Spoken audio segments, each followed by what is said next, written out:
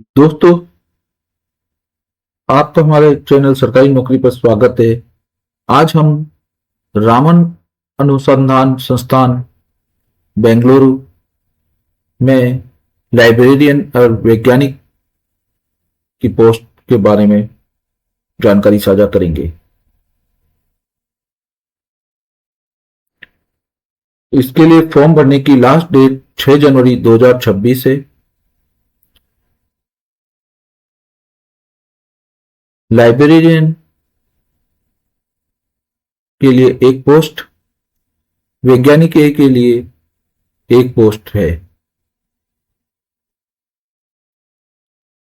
आप कंप्लीट जानकारी वेबसाइट पर प्राप्त कर सकते हैं। वेबसाइट का लिंक वीडियो के डिस्क्रिप्शन में मेंशन है।